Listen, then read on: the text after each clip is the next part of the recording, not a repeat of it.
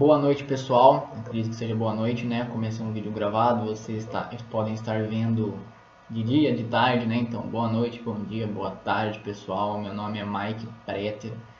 Eu sou aluno do Centro Universitário Salesianos, curso Direito, estou no 5º ano. E hoje, a pedido da queridíssima professora Zeima, do querido coordenador Bruno Criado, eu preparei uma aula de oratória para vocês, alunos que vão estar fazendo o projeto de sustentação oral nos tribunais. E esse projeto é um projeto muito bacana, então eu trouxe alguns conceitos gerais e alguns conceitos específicos de uma sustentação oral para vocês. Propriedade vai estar disposto nas minhas redes sociais, então qualquer pessoa que queira estar vendo essa live, esse vídeo gravado, vai estar disposto aí no meu perfil e com toda certeza pode agregar algum conhecimento para outras pessoas sem serem os alunos especificamente deste projeto. Pessoal, primeiramente eu gostaria de agradecer aí o convite da professora Zeima e do querido amigo Bruno Criado para estar gravando esse vídeo. E estão marcados nessa publicação, logo acima. Então a gente pode dar início à nossa aula aí barra conversa, sobre o tema oratória. Vamos lá, pessoal. Por que a oratória é importante? A oratória é importante porque ela é o momento que você está se comunicando com as pessoas ao seu redor, você está se aproximando, passando um determinado conhecimento, passando uma determinada informação.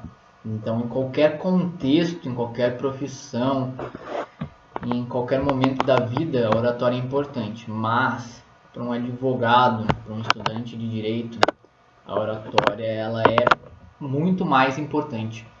Porque em qualquer profissão que você vá seguir dentro da carreira de direito, você irá utilizar a oratória.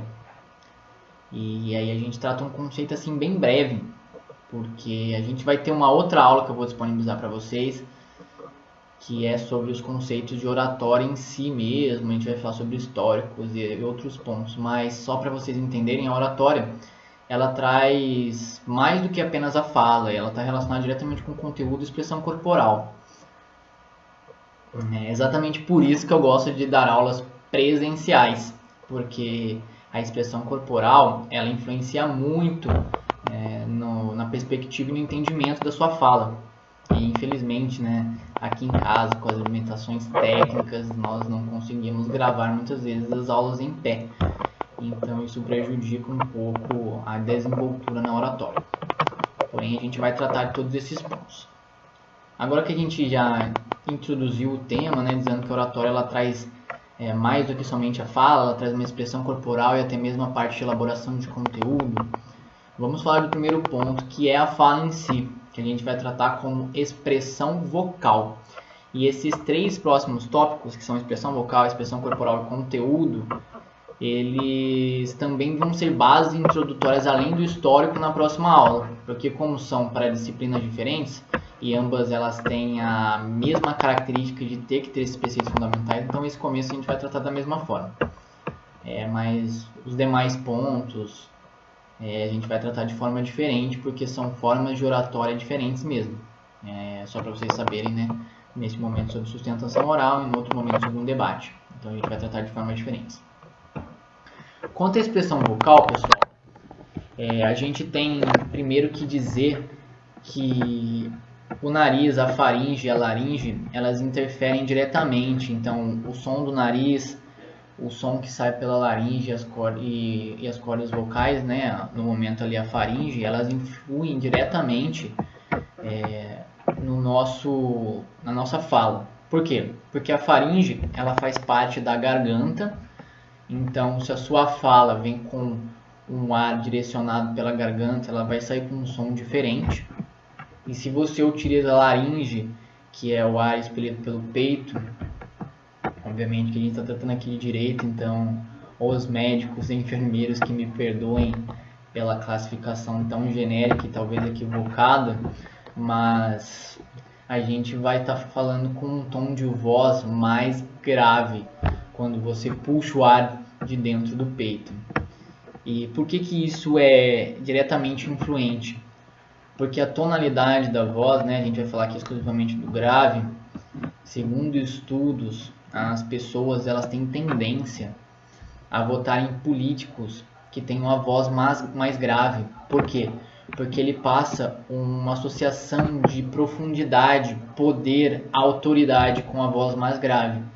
Então, para determinados discursos, principalmente no que tange a discursos políticos, a gente tem até um material que fala, né, de oratória para políticos, é importante você ter essa vinculação de conseguir controlar a respiração e controlar a forma com que a sua voz, né, a expressão vocal, ela se manifesta. Então, é bem legal a gente entender esse primeiro ponto. Depois a gente tem que entender que um outro ponto que é muito importante é o timbre da sua voz, que é manter sempre uma voz suave quando você está fazendo um discurso. Manter a voz suave quer dizer que você não pode ser agressivo durante a sua oratória. Óbvio que toda regra tem uma exceção e em pontos específicos você tem que ter um timbre mais agressivo, mas em regra o timbre tem que ser suave. O timbre ser suave, ele não quer dizer que você permanecerá no mesmo tom. O timbre é a forma com que você se expressa, suave, com agressividade, etc. A tonalidade da sua voz, né, o tom da sua voz, que tonalidade é cor, né, o tom da sua voz, ele está diretamente relacionado com a expressão que você dá para cada tipo de situação. Então eu não vou ficar o tempo todo fazendo uma abordagem da seguinte forma. Bom pessoal, meu nome é Mike, eu vim aqui falar com vocês hoje sobre oratória, expressão corporal e, bom, vocês têm que falar de uma maneira que todos os entendam. Então eu fico numa constância de tom e de expressão, inclusive, que faz com que as pessoas deixem de prestar atenção. Então quando eu vou falar para você, o timbre é muito importante, pessoal. Eu tenho que demonstrar uma mudança de tonalidade para cada tipo de situação. Ou quando eu for falar de uma situação dramática, como determinada pessoa veio a falecer, infelizmente a gente tem que dar essa notícia para vocês. Vocês veem que o timbre da minha voz ele muda drasticamente, porque dependendo da situação que eu estou comportando, eu vou ter que passar um determinado entendimento para vocês. E assim como a expressão corporal, o tom da sua voz também faz com que as pessoas absorvam melhor a informação da forma com que você quer que elas absorvam. Porque se eu te dar uma notícia de morte falando, aquele cara ele morreu, você não acredita, ele morreu ontem, cara, que loucura, é uma coisa assim muito sem sentido, como isso aconteceu? Do tom de tristeza, eu estou trazendo um tom de surpresa só pelo tom da minha voz. E eu posso até trazer um tom de alegria de repente. E determinada informação que você for passar, você tem que passar no tom certo para que a mensagem que você queira demonstrar para o seu público-alvo seja correta. Beleza, pessoal? Ainda com referência à situação, além do timbre ter que ser suave e o tom ele ter que diversificar para chamar atenção, eu tenho que prestar muita atenção no volume. E o volume vai estar diretamente ligado com o ambiente que você se encontra. A gente vai até falar um pouco do ambiente mais à frente. Por quê? Que com o ambiente que você se encontra. Em uma sustentação oral, por exemplo, vamos falar de sustentação oral, né? E a gente faz uns paliativos comparativos. Numa sustentação oral, você tem que manter um volume na altura da voz de uma conversa, porque quando você está ali naquele púlpito, você está utilizando um microfone que vai direcionar a sua voz para todo o espaço. Então você não precisa exacerbar o volume, inclusive não deve exacerbar o volume, porque senão a sua voz fica num tom muito alto e as pessoas começam a prestar mais atenção na sua voz, no volume da sua voz, do que no conteúdo que você está trazendo. Então, a gente, pautando esses pontos que são os básicos, né, para a gente entrar num contexto mais específico de sustentação oral, a gente vai para o próximo tópico, que é o segundo tópico, que vai falar de expressão corporal. A gente vai falar do contexto geral e a gente vai traçar uma métrica, né, com referência à sustentação oral. No momento de análise de expressão corporal como característica de oratória, você tem que se pautar muito, primeiramente, na sua postura. A sua postura ela deve ser sempre ereta, com a cabeça em linha reta com o público do qual você está falando, porque você tem que passar ali uma impressão de segurança, mesmo que você não esteja seguro. Não é de superioridade, não é, como a pessoa diz, né, o nariz empinado. Não, é uma questão de você ter seguridade na sua fala e demonstrar seguridade. Então, a expansão do seu corpo, como o próprio livro Corpo fala, ela demonstra confiança. E ao demonstrar confiança, as pessoas ao seu redor elas vão se sentir mais seguras com a sua fala e vão prestar mais atenção e dar mais credibilidade à sua fala. Então, vocês veem que não é somente a forma de falar que vai interferir diretamente na posição do seu conteúdo. Expansão, pessoal. A expansão, a gente analisa ela em forma de caixa. Como assim em forma de caixa? A sua expansão, você tem que imaginar que há uma caixa em volta de você. Como eu queria poder, né, demonstrar melhor, mas que há uma caixa em volta de você e que a sua expansão tem que se limitar ao tamanho desta caixa. Então, se a sua caixa está aqui, você tem que se limitar a sua expansão ao tamanho dessa caixa. Expansões exacerbadas, assim como a voz exacerbada, né, o volume, ela faz com que as pessoas prestem mais atenção no seu movimento do que no conteúdo. E ao invés da movimentação se tornar uma amiga, né, uma qualidade para complementar a fala, a postura se torna prejudicial, porque as pessoas começam a prestar mais atenção no seu movimento do que no conteúdo do que você está falando. Contato visual. Pessoal, o contato visual é importante porque uma vez que você fale com as pessoas, através de contato visual, as pessoas sentem que você está falando com elas. Uma vez que as pessoas sentem que você está falando com elas, essas pessoas automaticamente elas prestam mais atenção à sua fala. Então isso é muito importante. A gente sempre vai trazer para a tribuna, né, uma sustentação oral. O contato visual, a gente vai falar isso especificamente ali na frente, mas eu vou adiantar o tempo. O contato visual com o juiz é muito importante, ele sentir que você está se direcionando diretamente a ele. É natural das pessoas, quando se entende que está sendo atribuída uma informação diretamente a ela, que elas prestem mais atenção. A expansão na tribuna ela é limitada, mais limitada do que na caixa, que é esse exemplo que eu dei para vocês. Por quê? Porque vocês têm ali o púlpito à frente de vocês, vocês não podem se movimentar, vocês têm que ficar parados no púlpito. Há quem fale na imóvel, mas assim, não quer dizer que você é uma estátua, nem uma múmia ali. Você pode realmente gesticular, movimentar as mãos, mas a ideia é que você tenha a maior serenidade possível e controle ali dentro da sua movimentação, somente se utilizando da parte superior do seu busto, para você poder fazer aquela sustentação ao tribunal.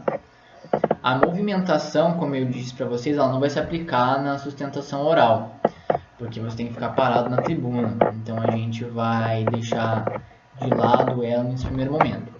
Mas é um ponto que foi importante na oratória. Vícios de movimento. Assim como no vocabulário, você tem vícios de fala. Vocês viram o que eu acabei de fazer agora? Esses são vícios para suprir lacunas de fala.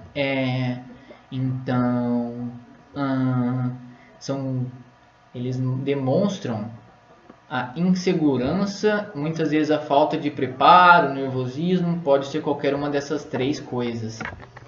E por que isso é ruim? Porque corta o seu argumento, né, a sua linha de raciocínio, e isso faz com que as pessoas percam a atenção na sua fala. É muito melhor, ao invés de manter os vícios de linguagem, esses vícios que se intercalam entre as orações pelo silêncio, pelo branco na fala. Tomar cuidado que o branco não pode ser demasiadamente longo, senão ele causa o mesmo efeito dos vícios de linguagem. Mas uma denotação ali de pouco tempo ali do branco, ele causa no máximo uma sensação de junção de ideias. Então isso é bem importante e, feliz ou infelizmente, você só consegue aplicar isso através de treino, através de manter um discurso sempre frequente, mesmo que seja de forma individual. Vamos lá. Agora o terceiro ponto que a gente divide a oratória: movimento, expressão corporal, né? As cordas vocais relacionadas diretamente com a fala. Agora a gente vai tratar do conteúdo. O que é o conteúdo, pessoal? O conteúdo quer dizer que você tem que ter um estudo, um aprofundamento no tema que você vai discutir. O estudo aprofundado no seu tema é esgotar ao máximo a absorção de conteúdo, é um ponto fundamental para a sua fala. O primeiro ponto, e um ponto muito importante também no conteúdo, é que você faça uma introdução ao tema. O que seria uma introdução ao tema? Eu tenho que abordar os pontos principais dele, os pontos específicos àquele tema, dividido em no máximo ali 4 pontos, para que as pessoas que estão me ouvindo se introduzam e saibam do que eu vou falar. Porque um fundamento que eu vou trazer à frente é: você está falando sobre aquilo, você detém aquele conhecimento, você fez o estudo aprofundado. Mas as pessoas que irão te ouvir, muitas vezes, são leigos naquele tema, estão indo ali para aprender sobre aquele tema. Então você tem que introduzi-lo antes de começar os aspectos técnicos, principalmente para quem está fazendo direito, né? Principalmente para quem está fazendo uma sustentação oral, você tem que introduzir aquele tema. Os argumentos têm que ser estruturados. E aí a gente trata esse argumento estruturado como uma árvore, né? Eu não vou aprofundar muito, mas é uma árvore com ramificações. Para que a sua árvore ela seja sólida, ela vai precisar de raízes. As raízes são os seus argumentos, que vão manter a árvore de pé, vão manter o seu argumento estruturado, vão manter a sua tese estruturada com seus argumentos.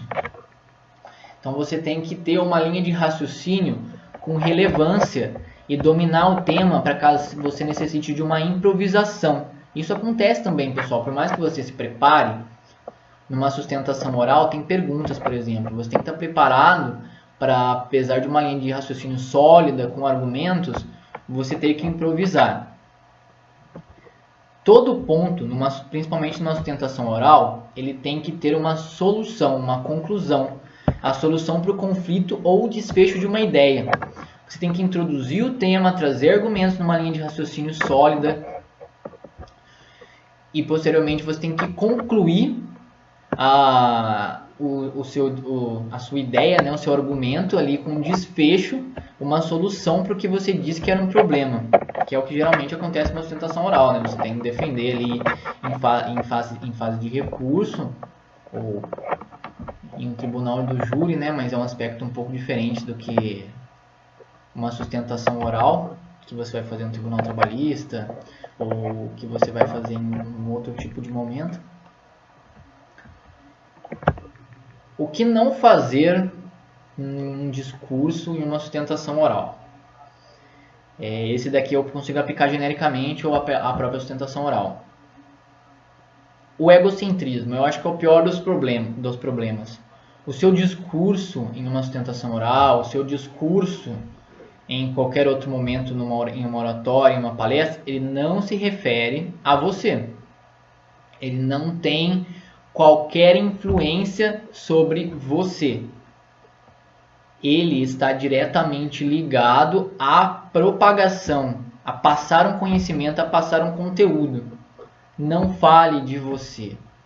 Cite, se apresente, mas não aplique o conteúdo a uma relação intrínseca a você. As pessoas não estão ali para lhe conhecer, exceto em raras ocasiões, né, onde é um encontro de fãs, aí a pessoa está falando.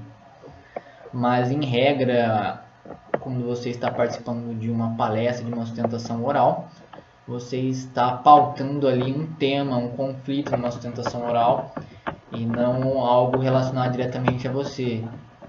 Meritíssimo, douto, julgador, egrégio, tribunal, eu tenho conhecimento sobre o tema. Eu já trabalhei em diversos casos onde diversos juízes julgaram de forma procedente. Os juízes não, os ministros não estão ali, os desembargadores, né, não estão ali para ouvir a sua fala, para ouvir sobre você, eles estão ali para ouvir sobre o conteúdo. Falando em conteúdo, não divague sem conteúdo, não estenda um tema que possa ser simplificado. Faça um discurso conciso, com pontos relevantes, não o torne cansativo e desnecessário. Isso prejudique muito a sua fala. A lógica do discurso. Você tem que conhecer o seu público. Nesse caso, você está tratando diretamente do público que seriam os desembargadores ali, em regra, que estariam escutando a sua sustentação oral. Aqueles desembargadores, eles buscam um conhecimento técnico que possa justificar uma reforma de uma decisão. E aí você vai ter uma sustentação oral para isso.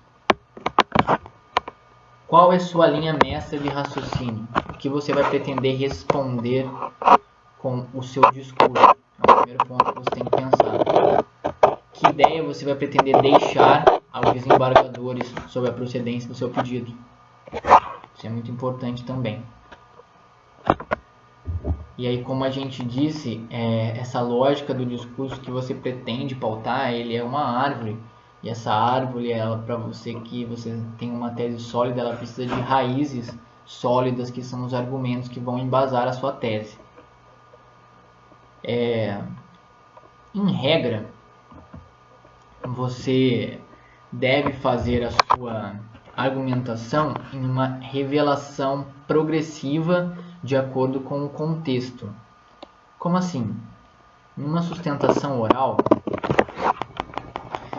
assim como em uma peça, assim como em uma petição inicial, que ensejaria ali, por exemplo, na área trabalhista, uma RO, um recurso ordinário, você tem que tratar de uma revelação progressiva, porque primeiro você precisa fazer uma análise de um histórico processual, posteriormente você precisa fazer uma análise dos fatos, depois você precisa fazer uma análise do direito, depois você precisa fazer uma análise de como os fatos se ligam aos direitos e te dão um mérito. Então a revelação ela tem que ser progressiva, você não pode atropelar as fundamentações. As informações elas devem ser divulgadas geralmente em grupos. Então você deve dividir essas informações por tópicos.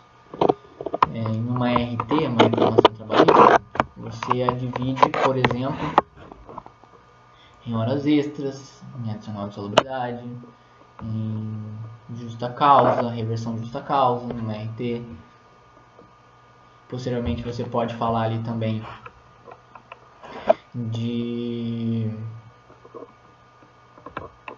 uma reintegração, de repente se for uma gestante que tivesse sido despedida durante o período de gravidez ou da estabilidade, né, dela provisória. Então tudo isso ela tem uma relação direta com eu dividir os meus pontos em caixas, que eu chamo de caixas, né, que são os grupos. Porque se você fala ao mesmo tempo de todas as informações, dificilmente a pessoa vai absorver tudo que você tem para falar. É aquela velha ideia, se eu colocar para você 20 nomes em uma tela por 20 segundos, para que você leia todos os nomes, após eu tirar essa tela e falar sobre qualquer outro conteúdo, pedir para você me falar os 20 nomes 5 minutos depois, a probabilidade de você conseguir falar todos os nomes é muito baixa. Então é a mesma coisa que você deve pensar ao se dirigir a um desembargador durante uma sustentação oral. A maldição do conhecimento, quando você está tratando de uma sustentação oral, é você achar que tudo que você vai tratar ali, todo o seu estudo, ele é de conhecimento absoluto pelos seus julgadores, que no caso são os desembargadores. E você explica de uma maneira extremamente complexa, sem simplificar a sustentação, achando que você está trabalhando uma petição inicial. Essa é a maldição do conhecimento. Você tem que deixar o mais simples sem simplificar. Você tem que trazer todas as teses da maneira mais objetiva possível. Toda sustentação, todo o discurso, ele tem que partir de um ponto que seja inato. Como assim? Ele tem que partir de um ponto que não admita ali algum tipo de controvérsia. Isso dá uma estabilidade e molda a sua ideia. Propriedade, algumas vezes isso não é possível. Mas sempre que for possível, você tem que partir de um ponto inato. Eu estou pedindo verbas rescisórias, eu estou que vão ensejar ali horas extras que tem reflexo. Nesse aspecto, eu tenho um ponto inato que é um vínculo de emprego que permite com que eu tenha essas verbas, que traz uma vinculação de que eu posso receber horas extras desde que eu as comprove. Então esse ponto inato ele é muito importante, por mais que muitas vezes em uma sustentação oral você esteja discutindo um tema que há controvérsias, mas que o julgador terá que dirimir em sua totalidade, né? O desembargador vai ter que dirimir aquele conflito.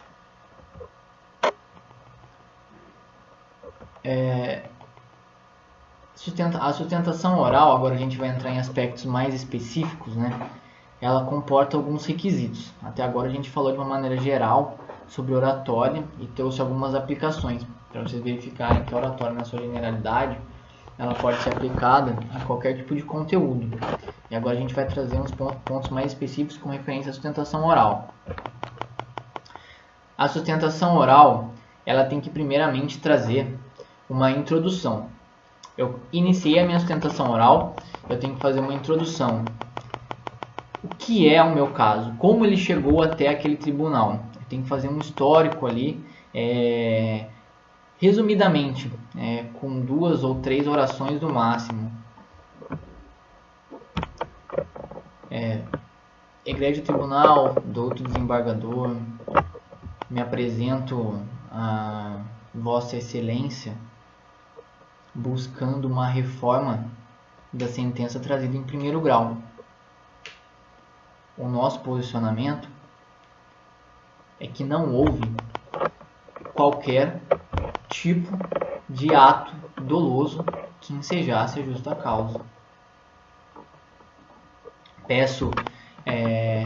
Venho requerer a Vossa Excelência que reverta o julgado com base, aí você vai trazer todas as bases processuais. É importante dizer, numa sustentação oral, você tem que traçar ali de 3 a 4 pontos para que você baseie a sua fundamentação. Por que isso é importante? Porque esses vão ser os seus pontos inatos, em teoria, onde você vai poder sempre se respaldar dentro das suas argumentações. Então eu tenho que dividir, como eu disse, né? Eu vou fazer uma sustentação oral em um tribunal superior a um desembargador. Eu vou estar falando com ele com referência a horas extras, vínculo, primeiramente, né, sobre vínculo de contrato, né, vínculo de emprego, horas extras, adicional de salubridade, E eu vou falar também de atraso salarial. Beleza. Vou voltar uma fundamentação, né? Excelentíssimos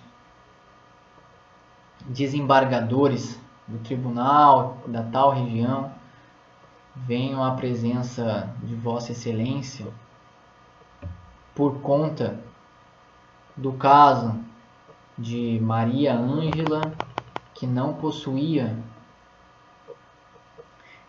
o recebimento de horas extras, tinha um atraso salarial e não estava reconhecido o vínculo de emprego. A mesma não possuía anotação na sua CTPS.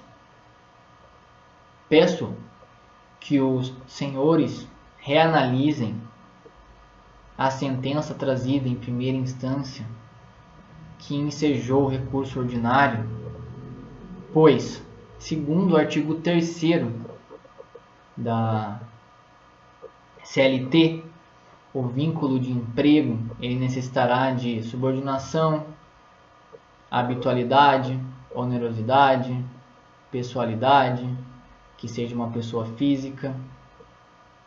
E todos esses elementos estão caracterizados a minha cliente, assim ensejando o vínculo de emprego. E a minha cliente também possui comprovantes de que exercia as horas extras através de prova testemunhal. Por último, e não menos importante, segundo o PPA,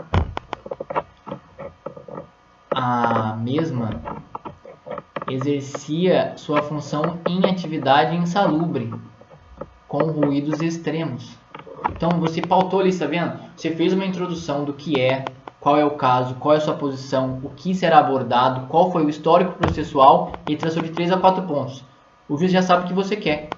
Agora você só precisa traçar as suas teses. Por que você tem que ter isso muito bem fundamentado?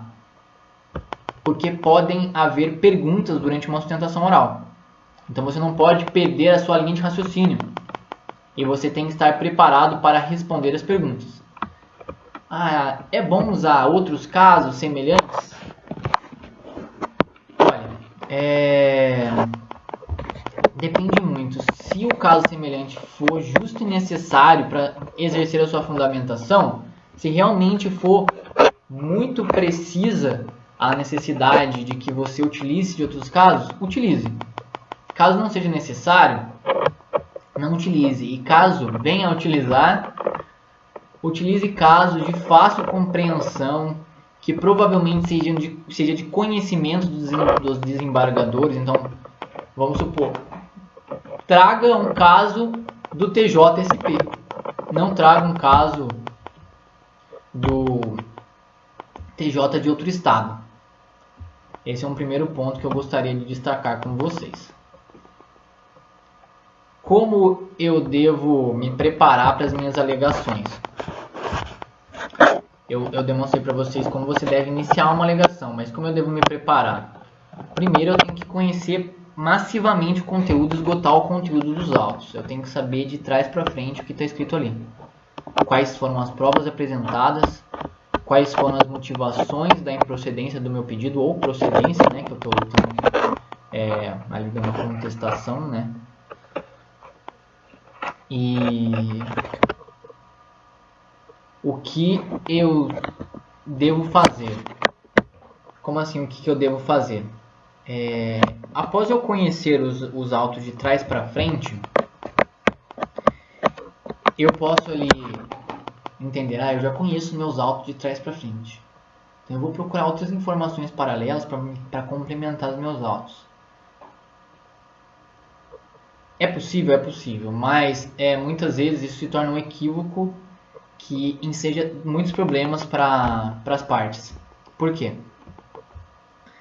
As informações que estão nos autos, após a sentença, teoricamente elas são fidedignas, elas são verdadeiras. As informações que eu busco em outros meios, como jornais, matérias, muitas vezes elas são informações distorcidas, que elas podem influenciar diretamente na minha tese, além de empobrecê-la, né, podem trazer uma descritibilidade para a minha tese.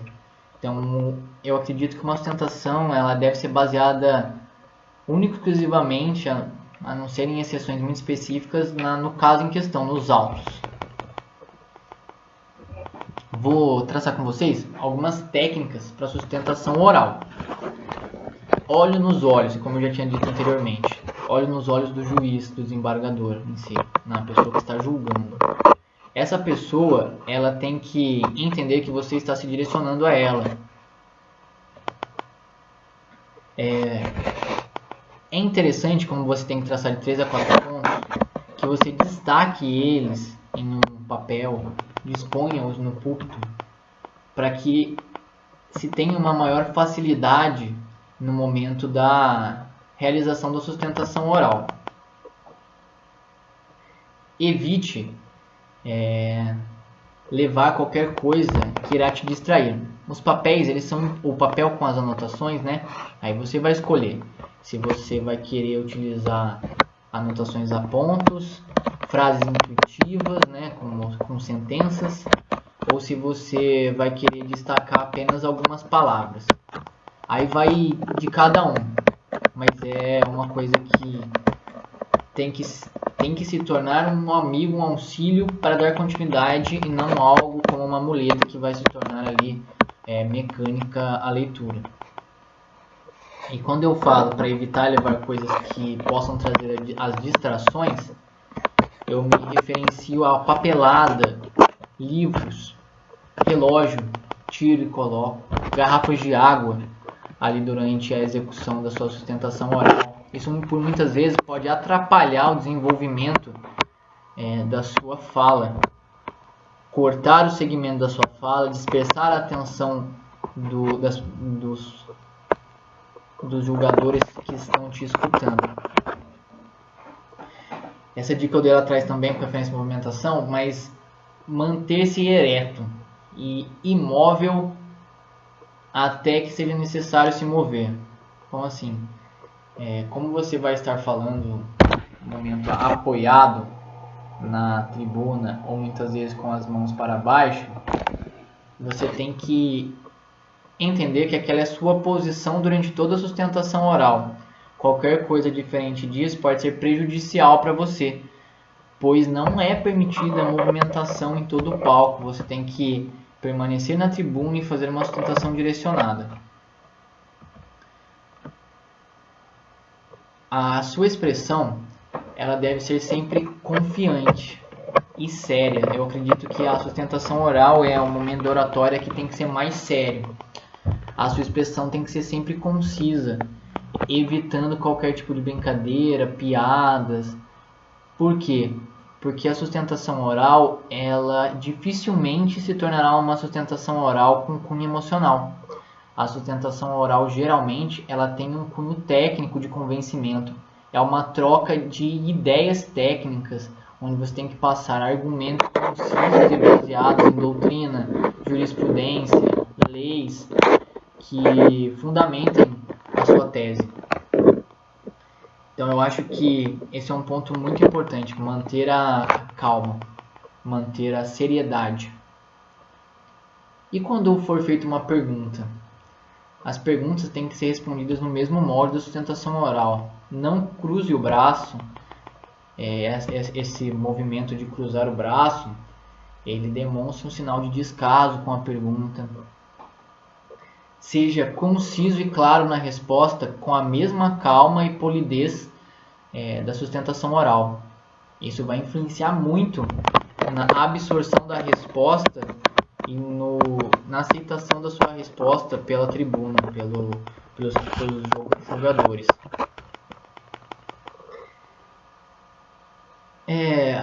Quando alguma pergunta traçar algum ponto que você não concorde, evite discordar diretamente, evite atacar, evite demonstrar que você não concorda. O discurso sempre tem que ser pautado nele. Douto e querido, querido não, né? Douto e egrégio tribunal, excelentíssimo desembargador, Vossa Excelência com toda a cordialidade, mantenha um posicionamento extremamente conciso. Porém, não posso concordar com sua posição, pois o artigo tal, a jurisprudência tal, traz um entendimento contrário.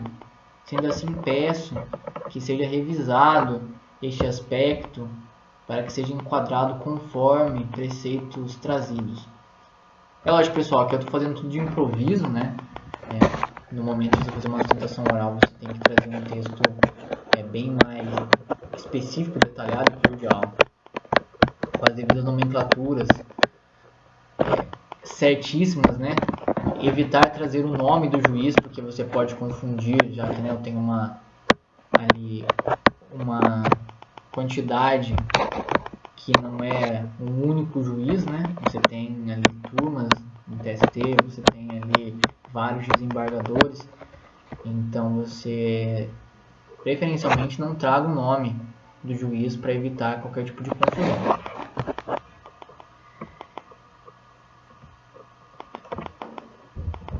Como eu trouxe para vocês anteriormente, é bem complicado dentro de uma sustentação oral nos trazer qualquer aspecto emocional. A sua colocação ela tem que ser extremamente técnica, concisa e numa altura onde nada pareça um murmúrio, nada que todas as palavras sejam entendidas por quem está ali julgando. Agora vamos falar mais especificamente de perguntas. Para responder perguntas, você tem que ter passado por aquele primeiro ponto, que é esgotar a matéria. Você tem que falar você tem que estudar todo o conteúdo, tudo que for relacionado à lei, jurisprudência, doutrina. No caso da trabalhista, você tem que estudar as convenções coletivas de trabalho do segmento de atividades daquele empregado, né, que é o reclamante e posteriormente ele é o requerente. Então, você tem que sempre tratar ele como... Você tem que sempre tratar todo esse tema, estudo de lei, jurisprudência, doutrina, convenção coletiva de trabalho, acordo coletivo de trabalho, e pensar nas possíveis perguntas que serão feitas a você e quais serão as possíveis respostas. Tenha um entendimento, né? Algumas pessoas falam que é até bom você conversar isso com pessoas leigas para ver quais seriam as perguntas que elas te fariam se você foi claro, e com pessoas com aptidão técnica, né? Outros advogados que de repente vão te demonstrar uma outra vertente ou vão te mostrar se aquelas perguntas elas são concisas ou não, que podem ser feitas para você, e até de repente te dizer que outros tipos de perguntas podem ser feitas. Uma dica é iniciar toda a resposta de pergunta com sim ou não, para ser direcionada. Então toda pergunta ser iniciada com sim ou não, para já introduzir o que você vai falar e ser objetivo, demonstrando que você detém o conhecimento, que você entendeu a pergunta e que o encaminhamento da sua resposta já está direcionado. E responder toda a pergunta. Em regra, toda regra comporta uma exceção. E caso eu não saiba responder uma pergunta, caso seja uma pergunta vinculada aos autos, ou seja, aos fatos, seja totalmente límpido ao dizer que aquela pergunta você não possui uma resposta objetiva de imediato, porém que consta aos autos, e você pode sim consultar os autos, apesar de isso minimamente deve ser evitado, e nessa circunstância você tem que agir o mais rápido possível para responder a pergunta, dar a volta, continuar com a sua argumentação, com o seu raciocínio.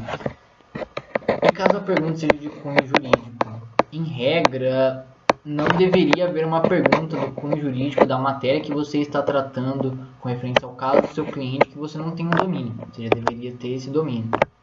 Mas caso aconteça, a sua resposta ela não pode ser falaciosa. Você não pode mentir, até porque a pessoa que está te fazendo a pergunta deve saber a resposta, mas você não deve também buscar manipular a informação. Nesse momento você vai ter que ser bem sincero e buscar ali uma saída com algum tipo de jurisprudência, com algum tipo de doutrina que consiga abordar aquele aspecto. Os tipos de pergunta que podem ser feitos para você num tribunal, a gente divide aqui em características, né? Cerne do caso é aquela pergunta que está diretamente relacionada com os aspectos que você está tratando, com as teses que você irá ou já sustentou. Então você tem que, quando tratar deste tipo de pergunta, você tem que explorar ela ao máximo possível, atribuir o maior tempo possível àquela pergunta, para que assim você possa introduzir melhor o tema. Questões que geram embates, ou seja, geralmente quando aquele magistrado, aquele desembargador, ele tem uma ideia isolada com referência a um tema que os demais não têm, você está fazendo uma posição majoritária, então obviamente vai ter um embate saudável, um embate ali conciso. Nesse momento, evite embates que vão gerar mais e mais perguntas, mais e mais controvérsias e que te tirarão totalmente do seu fundamento. Seja objetivo na sua resposta, haja com cordialidade, coloque à tribuna o ponto que você entende, logicamente baseado, fundamentado legalmente, jurisprudencialmente ou doutrinariamente, e continue com a sua sustentação. Esses aspectos são muito importantes até na sua construção. Qualquer momento que for interrompido por perguntas, a pergunta te prejudica na sua sustentação, seja objetivo. Responda a pergunta, não deixe de responder. Seja objetivo e puxe um gancho para voltar para o seu tema. A pergunta foi positiva para o seu tema, continue nela, responda ela e traga uma abordagem contínua da sua sustentação oral, seguindo a sua linha de raciocínio baseadas nos 3 ou 4 pontos que você escolher para que seja abordado primeiramente. As questões irrelevantes. Vamos dizer que não existem questões irrelevantes. Como assim? A pessoa, você deve estar se perguntando, falando, óbvio que existem questões irrelevantes, óbvio que pode haver uma arguição que não tenha nada a ver com o conteúdo da matéria e que seja totalmente dispersa com referência ao que você quer ali trabalhar. Mas você não pode dizer ou tratar ou de repente se manifestar dizendo, através de expressão corporal, através das suas características faciais ou da sua fala, que aquela questão ela é irrelevante. Você, assim como as questões de embate, você vai responder ela objetivamente, vai se direcionar, Vossa Excelência, entendo totalmente a forma de seu pensamento, como abordou o tema, porém divorciada de tal entendimento que sustenta a minha tese, onde tal coisa é assim, tal coisa é assado. E bola pra frente, segue o jogo e continua com a sua sustentação oral puxando o gatilho da sua tese que você vai falar para ele que entende que seja assertivo. Sustentação oral. Questionamento hostil. O questionamento hostil eu acho que é a forma mais difícil de lidar com as perguntas. Por quê? Você tem que ser límpido, você tem que ser polido na sua resposta. A sua resposta tem que ser o contrário do questionamento hostil. Porém, sem dar qualquer tipo de brecha para apoiar o comportamento hostil. Como assim? É algo hostil que você não concorda, é algo hostil que vai contra a sua tese, não é só porque o magistrado está tendo um comportamento hostil que você responderá com hostilidade ou que você aceitará o comportamento hostil acatando a pergunta, acatando o posicionamento que ele quer introduzir. Seja polido, Responda de forma direcionada a sua tese, sem citar, questionar o comportamento hostil, para que aquela forma de discurso ela se estabilize, né, a hostilidade, e você continue com a sua sustentação. 2 pontos importantes. Se eu tiver muitas perguntas, aí você vai ter que dominar mais ainda seu tema. Porque a toda pergunta que você tiver, você tem que puxar o seu gancho para sua sustentação, de forma que durante as perguntas você consiga formular a sua tese. De forma que durante as perguntas você consiga responder os seus pontos, os seus questionamentos para a procedência dos seus pedidos. Se não tiver nenhuma pergunta, faça a sua sustentação oral tranquilamente, com a amplitude que você predeterminou para que ela acontecesse. E ao final da sua tese, da sua sustentação, questione os magistrados. Sim, encerro os meus pontos, encerro essa sustentação oral. Vossas excelências, tem alguma pergunta, algo que queira ser questionado? Trate com cordialidade. Caso eles digam que não, você encerra a sua sustentação. Evite, como dito anteriormente, não devagar sem conteúdo, só para comportar um tempo específico. Isso é muito ruim para uma sustentação. Uma coisa que, quando eu estava falando do conteúdo, eu esqueci de falar, que é muito importante para a gente encerrar essa aula sobre sustentação oral, sobre oratória, é que você tem que preparar 2 tipos de discurso para uma mesma sustentação oral. Como assim 2 tipos de discurso? Meu Deus! Os discursos terão os mesmos pontos, de 3 a 4 pontos. Só que os argumentos que são trazidos nesses pontos, eles têm que ser um leque. Conciso, obviamente. Você tem que traçar e definir quais são os argumentos das suas teses mais importantes que têm que ser falados, sem qualquer tipo de perca desses argumentos, para caso eu esteja fazendo uma sustentação oral com muitas perguntas. E você tem que tratar paralelamente um discurso sem perguntas, onde você possa traçar fatos, jurisprudências, sempre analisando aquele contexto, né, de casos parecidos, de jurisprudências que sejam ali do mesmo tribunal, que não tenham tantas controvérsias, que sejam mais fáceis de serem aceitadas, para corroborar e manter o seu discurso conciso, porque como você pode não ter muitas perguntas, você pode deixar muitas lacunas, muitos pontos vagos com pouco tempo de argumentação. Então isso é importante, você ter esses 2 discursos preparados, já pré-determinados, né? Então, pessoal, é isso. A nossa aula de hoje sobre oratória, mais especificamente voltada para os tribunais, com a parte introdutória, que é a parte introdutória para qualquer tipo de oratória, expressão corporal, vocabulário que está direcionado à fala, né? E o conteúdo. Então isso para qualquer tipo de sustentação oral, de debate, qualquer coisa que esteja ligada diretamente à oratória, um discurso político, uma palestra, você tem que seguir esses 3 preceitos. E depois a gente se aprofunda na área de sustentação oral. Eu espero ter ajudado vocês, alunos, que vão estar fazendo esse projeto de sustentação oral nos tribunais. Dica agora de prática da sustentação oral que eu fiz nesse projeto. Calma.